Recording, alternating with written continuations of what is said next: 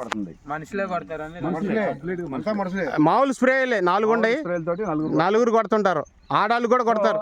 ఏంటి ఫలితం ఏంటి? పెట్టుబడి ఒకటి తగ్గుతుంది, పురుగు మందుల్లో తగ్గుతుంది. నల్లిని తట్టుకోవటం వల్ల నల్లిని వైరస్ని, ముఖ్యంగా వైరస్ అండి, వైరస్ మీకు ఇది స్టార్టింగ్ లో 0 వైరస్ అబ్బా ఈ చేలోంచి రాబుద్ది కావట్లేదు అంట, అంత అద్భుతంగా ఉంటది. అసలు వైరస్ మొక్క అనేది కనపడదు.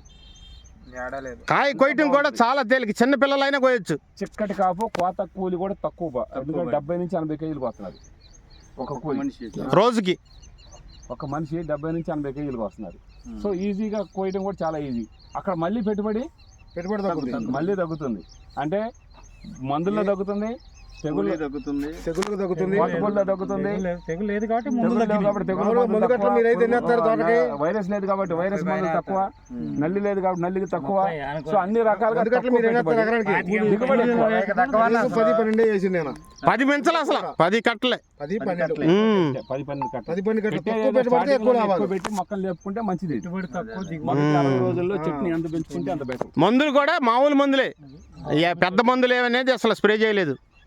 సో మీ ఒపీనియన్ చెప్పండి, మీ అభిప్రాయం చెప్పండి.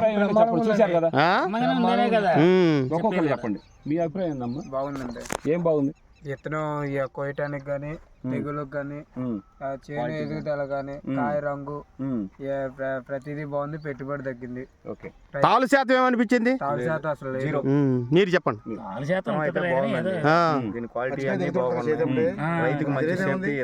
ఇప్పుడు మీరు కాయలు చేలు చూసారు, 12 కాయలు, కళ్ళంలో ఎండిన కాయలు చూశారు. తాలు పర్సెంటేజ్ ఏమైనా ఉందా? ఎండుతున్న కాయలు చూశారు, తాలు తక్కువ కదా, బాగా తక్కువ ఇతర రకాలతో పోస్తే.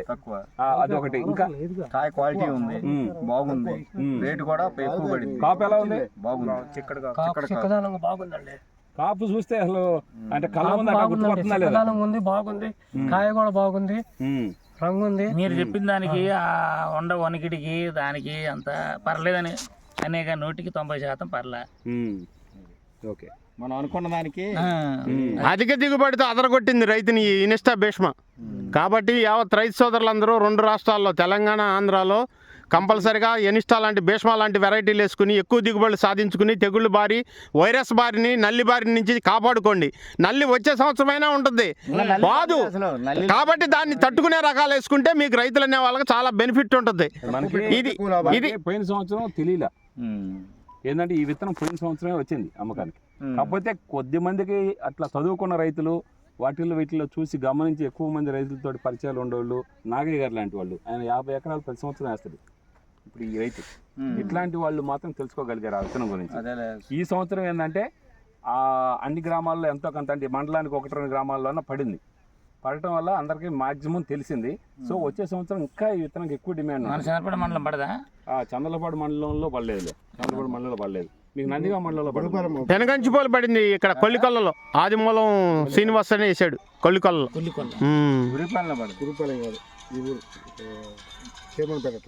షేర్ మహమ్మద్ పేటలో పడింది, మన మండలంలో లేదు. లేదు, మన మండలం లేదు. అనుకూలంగా ఉంది. ఈ సంవత్సరం అందుబాటులోకి వస్తుంది కాబట్టి విత్తనం మీరు గుర్తుపెట్టుకొని, ఎవరైతే ముందు అందుబాటులో విత్తనాన్ని తీసుకొచ్చుకొని పెట్టుకుంటే వాళ్ళకి మాత్రం దొరుకుతుంది, గుర్తుపెట్టుకోండి. చివరి దాకా మామూలుగా దొరకడం కష్టమైంది. భీష్మ విత్తనం దొరకదు, రాసుకోండి. హెనిస్టా కంపెనీ వాళ్ళ భీష్మ, ఇది మామూలు ఉట్టి భీష్మ అని ఎవడో ఒకటి మళ్ళీ వస్తారు. 2వ రకం బ్యాచ్ వాళ్ళు బయలుదేరుతారు, నాది భీష్మే అని. కంపెనీ పేరుతో సహా గుర్తుపెట్టుకోండి, హెనిస్టా సీడ్స్ వాళ్ళ భీష్మ. దానికి రైతు మిత్ర రమేష్ గారు డిస్ట్రిబ్యూటర్, కృష్ణా జిల్లా మొత్తం, విజయవాడ. మనం జిల్లాకు ఒక లెక్క ఉంటుంది, జిల్లాలో మనం కృష్ణా జిల్లా రమేష్ గారికి వచ్చింది అవకాశం, ఎవరికి లేదు. ఇక ఎవడొచ్చినా నమ్మొద్దు, రమేష్ గారే డిస్ట్రిబ్యూటరు, ఆయన ద్వారా తీసుకోండి, ఇబ్బంది లేదు. ఆయనే రెస్పాన్సిబిలిటీ పంట మొత్తానికి, మీకు ఇబ్బంది లేదు. కాదండి, ఆయన తీసుకొస్తే ఆయన కాదని అదే.